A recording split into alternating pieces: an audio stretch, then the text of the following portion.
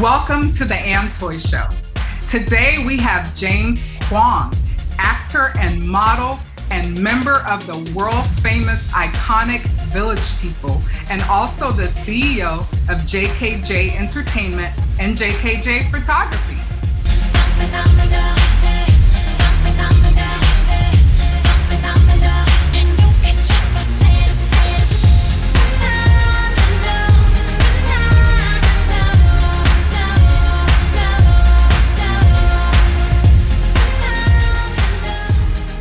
Today we have model, actor James Kwong, and also the first Asian member of the Village People. Welcome to the show, James.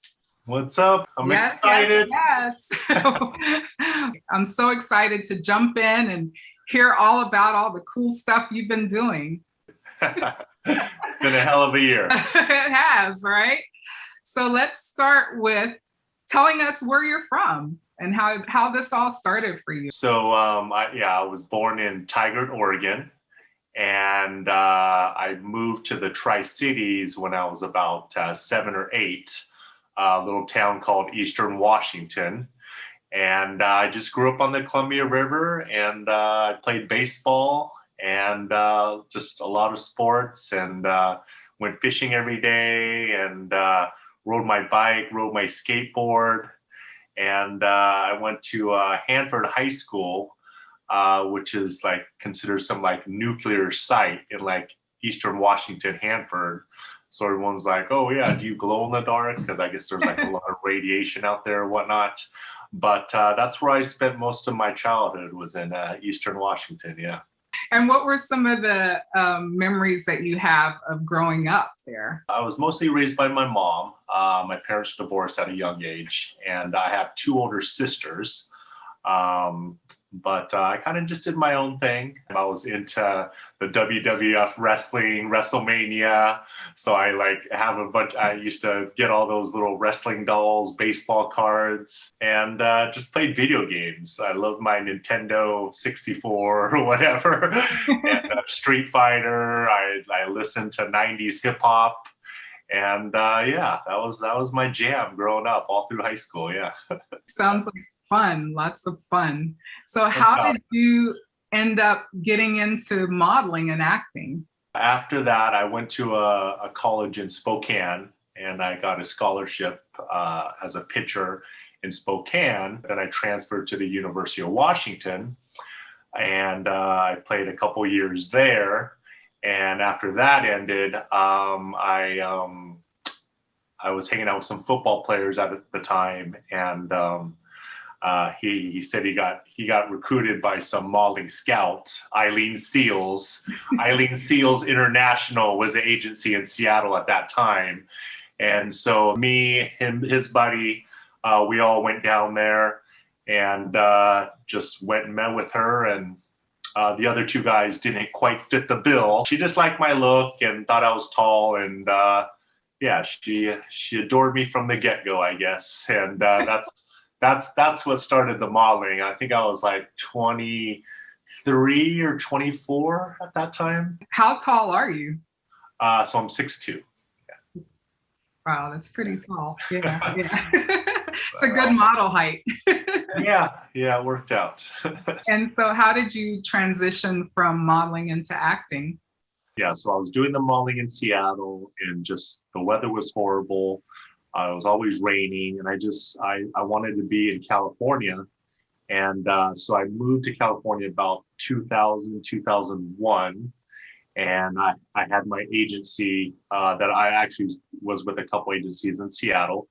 But I switched to Seattle Models Guild, which was a little bit bigger agency. And she hooked me up with an agency in Los Angeles called Cunningham. CES. Good agency. Yeah. So then I got with them for print. And so that's how I kind of got over to LA and got into the modeling agencies, and then slowly got into the acting. What was your experience in modeling? Was it a positive one? Because I know I've talked to a lot of models, and sometimes they say it's pretty grueling. People think you're just standing there looking beautiful, but there's a lot of work involved. I've always had a good time with the modeling. No bad experiences. That's great. Maybe because I'm a guy, I don't know, but And And you're 6'2", so you can yeah, probably defend yourself a little bit. yeah, but not. I haven't done a lot of runway in Los Angeles. It's weird. I think most of that stuff's in New York or overseas and stuff. So it's mostly just print work, you know, and a lot of commercial work. And so it's just showing up and putting some clothes on and taking some photos. So Yeah. yeah. And there's a lot required too with modeling. Like you have to stay in shape, you have to work out, and I know you're like a fitness buff. I mean, I've always like been athletic and always went to the gym. Even like starting in high school, I always liked to work out and stuff. And yeah, it's definitely. But even if I wasn't even in the modeling industry, I'd always probably still work out and stay in shape. I've looked at your Instagram and you have some amazing ab shots on there. So you guys go check out his photos on there, you know, his modeling pictures. Awesome. Be inspired. As far as your acting, how did you find when you moved to LA? Like, do you have those typical stories where you moved to LA with one suitcase and $20 in your bank account, or was it a more positive experience for you? Living in your car, you know? Yeah, you know, yeah, it's funny that I hear those stories. Like, no, I'm like, I've never had to live out of my car, fortunately. I mean, those are great stories. I remember I wanted to get a Jeep, so I went and bought a Jeep. And yeah, I just pretty much packed that Jeep full of clothes and all I really had, you know. And I think it was Craigslist. And my first apartment was right in Hollywood off a street called Yucca Street. And I know that street. yeah, I know, smack dab in there. I mean, I was paying $500 a month, and there was like cockroaches in there, and I had a roommate, but you know, I still loved being there. It felt good to be in California, and yeah, so that was my first experience moving down. Yeah. And you said when you moved to LA, you had an agency. So how was the work at the time for you? So yeah, so Cunningham was a pretty big agency. They got me out, but I didn't book a lot with them. I think the bigger agencies just have so much talent that they don't really focus on individuals.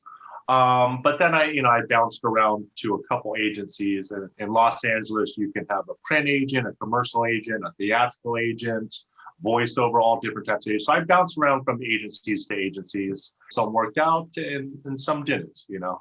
So it's always just the hustle, just trying to find that agent that's really going to push you, believe in you. And I've had a few of those, but you know, they're always tough to find. Got to do it myself, Antoy. Got to do it all myself. You do need representation, but you also have to push yourself too. Yeah, you have to be proactive, you know. You are the first Asian member of the Village People. Yes, I think I beat out a billion other Asian guys. And, no, yeah, it's a funny thing. It came from an audition, and I just went to the audition. It said Village People on it. I didn't really put it together. It was supposed to be like a print audition, and so I went down there. I think it was in Studio City, and I signed in. And then one other guy came in after me, and some lady came out, said, yeah, we're going to take you in. You're going to wear this construction worker helmet, whatever, and you guys are going to dance around to YMCA. They took us into the room. There was a lady there, and she just played the song. And I really wish I could see that audition tape, because it's just got to be hilarious. I really need to get that piece. Just me and this other guy, they played the music and we just danced around like fools, and that was it.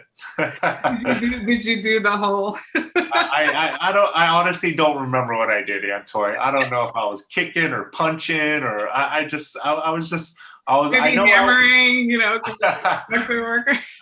I know I was energetic, and yeah, I did my thing that day. There was a few phone calls actually back and forth, and then she said, okay, well, we really like you, and it's going to be between you and another guy, which was a Caucasian guy. I'm like, okay. So it was a print shoot at first. It looks like they were doing some marketing for the new group. And so we did a photo shoot, and they were just like switching me out with the other guy. And I was pretty much for sure, like, obviously the other construction worker was a Caucasian guy. And I was like, I am Asian. So I was like, you guys know I'm Asian. She was like, oh yeah, go ahead, sign the contract. And whoever gets the contract back first is going to be the new construction worker. I'm like, what? So I like signed it, sent it in. And she was like, well, congratulations. I'm like, it just seemed like too good to be true. That was it. We did that shoot that day, and yeah, and then our first show was actually the 2017 Streamy Awards in Beverly Hills. So the Streamy Awards is like for all the YouTubers, social media, and they actually made an award ceremony for them for all the YouTubers. So that was our first show, and we performed 3 songs, YMCA, Macho Man in the Navy. And we were on stage, and we literally had like, I don't know, a month to rehearse and get it done. Yeah. I think that's awesome that it went from a print job to an actual performing. Yeah. That's awesome. And you had no idea what you were getting into. I had no idea, Antoy. After that first performance, you've kind of been going on tour with them. Tell me what that's been like. I think I joined in November.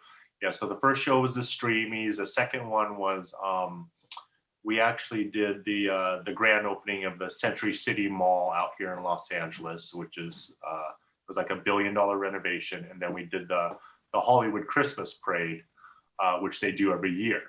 And then I think we went to Australia, and we went to Europe, and we just took off. Yeah. I know when I was a kid, I loved those songs, and I loved the guys because of all the different outfits. And, at that time, people would pick who was their favorite and stuff like that. Can you share some trivia facts about the Village People? I believe there's been 3 cowboys and 3 construction workers, 2 Indians, and there's really been 1 military person and 2 lead singers. Yeah. Oh wow! But only one original lead singer, and that's Victor Willis. Yeah. So are all the members that are currently in the group now from the original, or just one person? So the lead singer is the original. Yeah. Got it. And tell me what it's like, because I know being a model, you're in front of large crowds, in the fashion shows and stuff. And then an actor, you're kind of just, a lot of times if you're filming, you're just on set with the crew, but I can imagine the intensity of the crowds that you were performing in front of. What does that feel like? Our crowds range anywhere from a couple hundred to like 1 million, I guess. So every venue's different. Every crowd is a different energy. We do a lot of casinos, we do a lot of festivals, but I'd say like the funnest ones have been in Australia. We have a huge fan base there in the UK. But when I put that, hold on, let me. Oh boy, we get it. When I put this construction worker helmet on, Antoy, when this helmet goes on, I just transform into my little character, and I put my sunglasses on, and like Beyonce, I just turn into my own little person. So that's no matter, big crowd, little crowd, I'm gonna dance my butt off. I'm gonna give you the energy. It's gonna be a show. And does James Kwong have like Beyonce has her alter ego name? Do you have an alter ego name for you? I don't know if I have an alter ego, but because Macho Man is one of our favorite songs, I like to say I'm the Macho Man, because that's where the shirt comes off.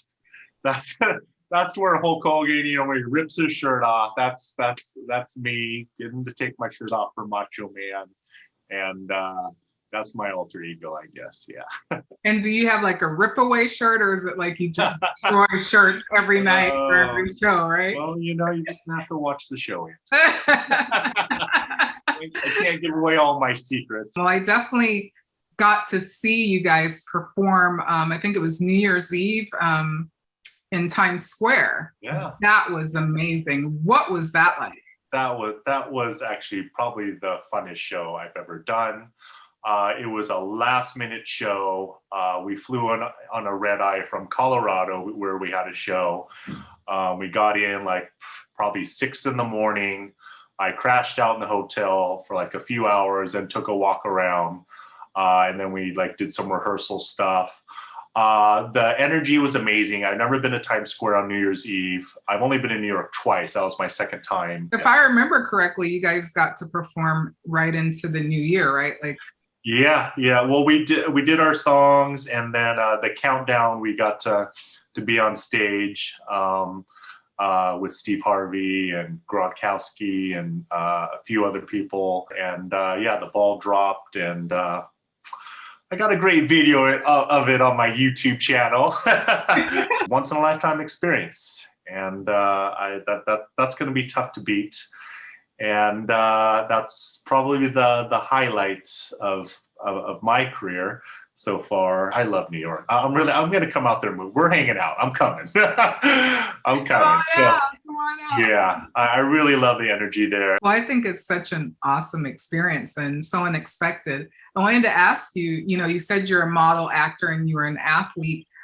Did you have like singing and dancing and choreography background, or did you have to learn all that? I used to break dance when I was in high school. I had parachute pants.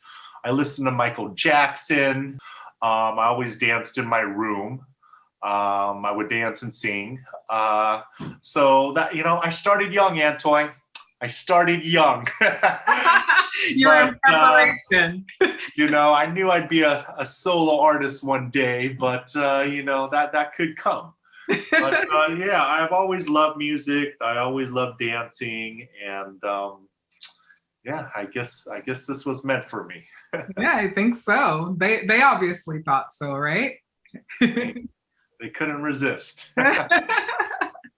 In addition to all of the stuff that you do, which is amazing, you have an entertainment company that you've had the opportunity to just create some amazing events and within the industry, and also assist artists through your photography. So can you share a little bit about JKG Entertainment and JKG Photography? Yeah, so JKG Entertainment is, James Kwong. I'm a junior.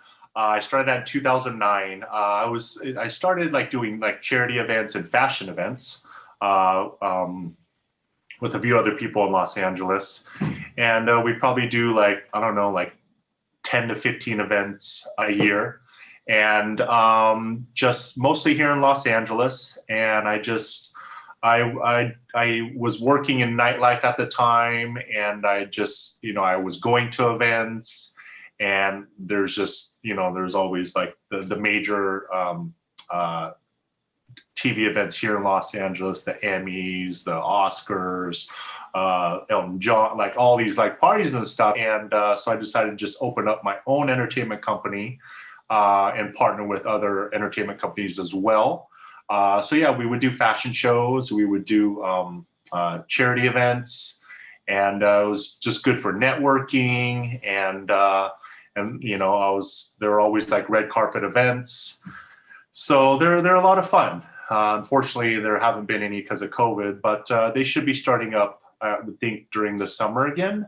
So it's just kind of, I haven't really been doing that since COVID, but I still do them. And once things get back going, I'll definitely do some more. Your production of the events is really high. Like anyone can be like, oh, red carpet, but you definitely had like the celebrities there. You had just the whole production, the lighting, the carpet, the step and repeat, everything was, high end quality. So that's one thing I liked and admired about what you created. It was kind of like you'd been to so many events and you'd seen that world so much that you created like the most exclusive and high-end quality events that you could.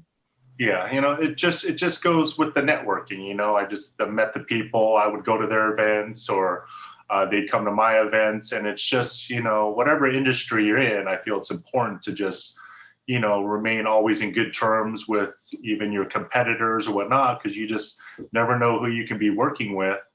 And luckily, I found a nice group of guys that did quite a few events, and I just said, hey, let's work together, or give me a shot. And just kind of, it was like a tumbleweed effect, and just kept getting bigger and bigger. And so it's just in Hollywood is you really got to just make a name for yourself. And once you start doing good events or social gatherings, then people tell other people, and just brings more and more people. And then then with sponsors, that kind of came along with it as well. We would always have like food and beverage sponsors for the charity event. We actually did a lot of like pet charity events, Christmas charity events, and stuff like that. But it's all about giving back, and just just creating a nice event where people can network, dress up, look good.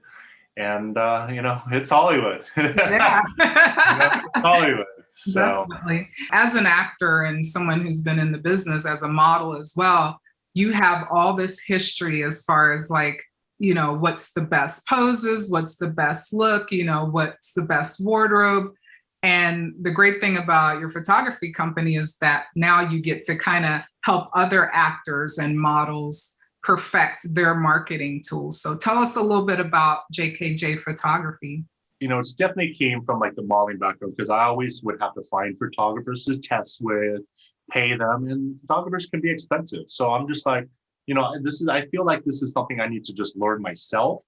So I got a camera, I just started shooting, then I started doing more shooting and testing. If you're in social media or you have a brand or this and that, the camera, photos, videos are just always going to be like a part of your business. And you should definitely like learn, like just go and get a camera or whatever, and just start learning photography or video editing, because it's just always like with any business, it's just always going to be a little factor. And some people might not have the budget to afford photographers, videographers, when you can just do it yourself. There's so many, like even phones these days, you can just start shooting. But yes, I do love shooting a lot, and I shoot a lot of my friends and fellow actors, and I've done weddings, I've done like just all different things. But it's a little side passion for me. But I definitely, I'll set up the tripod. I do a lot of self-tape videos now because of COVID. No one's really doing auditions, which is great. I mean, I always wish I could just do self-tape videos, and it's just so much easier. Yeah, there's like it's just the one good thing about like COVID and everything is just like people are going to be able to work from home. They're going to have a nice, better lifestyle. They're going to be able to spend more time with their kids, their family, whatever. I think that's just one good thing that came out of COVID. People just learn to be creative. And I think just if you're in any type of social media entertainment, just pick up, learn crafts, and I just photography happened to be one. So yeah, I can take my own photos, my own videos. I'm always down to shoot or do testing and stuff like that. And it's all content. All it is these days, social media, YouTube, it's just getting content for yourself. And why not make it yourself rather than, pay thousands of dollars to other people? But, it's whatever your budget can maintain, If you're an artist of any kind nowadays, like utilize your resources. And these cell phone cameras are just so awesome, even for photo shoots, If you can afford a cell phone, you could probably afford a camera, because the cell phones now are like more expensive than some of the cameras. And you mentioned stocks. That's something that's kind of a passion of yours. Well, I got into stocks like at the start of COVID, And I can say I'm a little bit addicted to it now. I'm always watching the market. I'm watching videos. I'm watching the news. But it just makes you a smarter person, I think, overall, just learning about companies, who's doing what are they doing, and where the future's going, and with NFT, Bitcoin, and all that kind of stuff. So I decided to get invested in the stock market until I get to travel again with my construction worker helmet. Yeah. Until this happens, and I gotta find stuff to do, Antoy. I gotta keep myself busy. Yeah, definitely. Pretty good, and obviously you see I recently shaved my head. I'm really loving it. It's so comfortable. It looks great. Asian rock.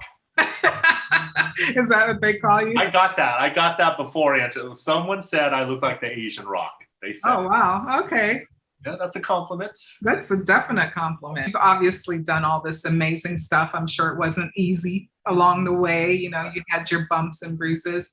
But what advice would you leave them with as far as overcoming challenges? Find what you just really love to do, what you're passionate about, what doesn't feel like work to you, and just apply just a little bit time of your day, an hour or 2 hours each day towards that, and I think you'll feel good on the inside that you're actually doing something that you love. It's always good to try different things and just find something that works for you, but just keep at it.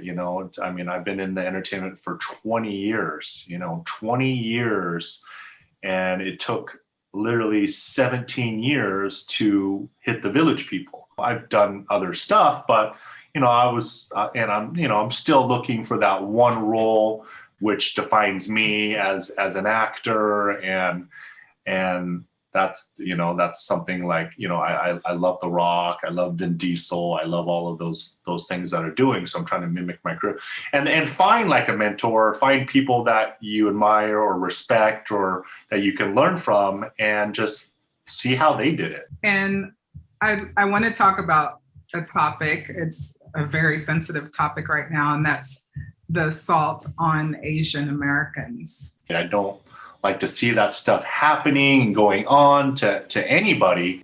People are people, whether they're Asian or Black or Latina or whatever. I mean, everyone deserves to be treated the same. I don't feel any race should be blamed or picked on or discriminated upon. It definitely needs to stop. So James, you've had this amazing journey.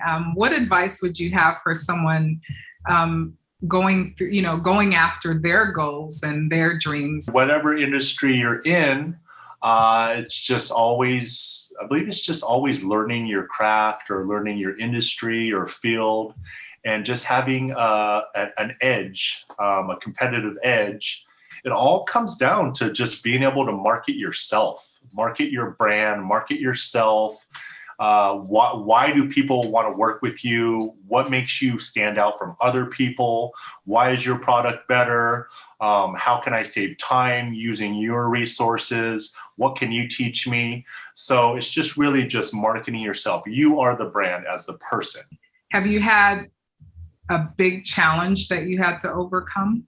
This is a big challenge. My mom passed away in January, and like the closest person to me, and it's heart-wrenching, and it's always going to be a tough thing in my life from now on. And yeah, it sucks, but so that's a huge thing, just trying to stay positive, and it was just a shocker, and so it's a tough thing that I'm dealing with right now. But I've actually been really productive. I've been booking a lot of new projects and doing a lot of stuff. So I'm actually I'm doing well. It's definitely a challenge, and those of you you can totally understand those of you who've lost a parent. Well, I'm sorry to hear about your mom's passing, and okay, yeah, you said it's always tough to lose a parent. Yeah, it's a tough one. What's your advice for people trying to get through COVID and through to the other side?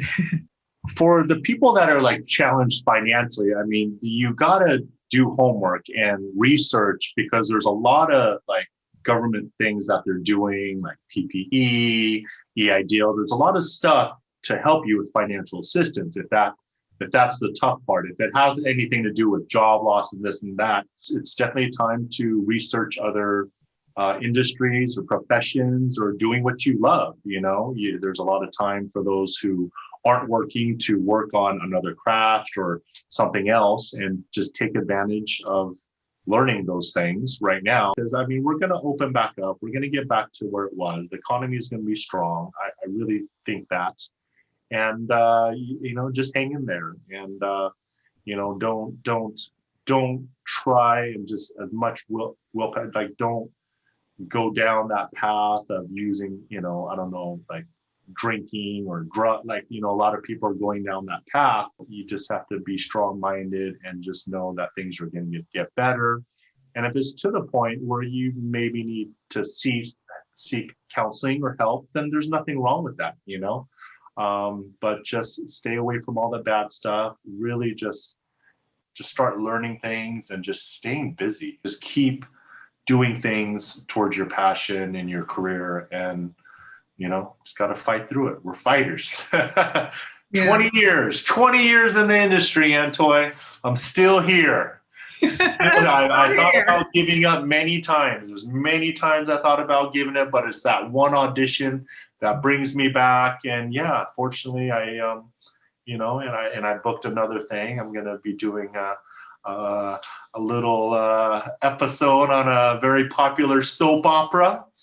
Yes. I'm very excited about.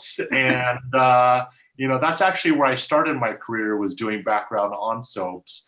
So, 20 years later, I get a role, I'm excited, and that's the way life is. Awesome. Full circle. Full circle, yeah. So what's next for you, James? I'm auditioning a lot. So the acting is coming back, and which I love. I've always loved being on set and being in front of the camera. I'm hoping we start touring soon with the Village People. I'm thinking probably maybe summertime, end of summer. So I'm definitely waiting for that, excited about that. And, just going to enjoy this springtime and summer, and just enjoy the weather, and just, keep on grinding, keep on working, keep on studying, and just taking this time to really just be myself, get in touch with myself spiritually, mentally, and all that good stuff. Sounds awesome. Yeah. And if people want to find out more about you or connect with you, where do they go? My Instagram is my last name, Kwong, KWONGJA is my personal Instagram. And then my photography page is JKG Photography LA. And I made a little special Instagram for my Village People, which is Asian Village Person. I have a YouTube, which is my name, James Kwong, which I'm starting to get some more video content and stuff for. So I should be putting out some videos pretty soon, especially our interview. Can't wait to do that. And how can someone add value to you or your company, other than giving you amazing rock-like roles? Well, I feel like with my shaved head, this whole new look I'm excited about. I'm always getting those cop, detective, attorney, bad guy. Before with the hair, I was like the pretty boy, the Ken doll, this and that or whatever. And just from the shaved head, I've been getting a good response. So yeah, like I said, I want to mimic The Rock's career, or Vin Diesel, all these tough guys. I think that's my look. I'm 6'2", I'm 200 pounds. I'm the construction worker in the Village People. Come on, there we go. So yeah, but I'm always down to collaborate. I'm always I'm trying to get into a little bit of producing with a buddy friend of mine. I really think it's going to be a good year, and I'm excited about it for sure.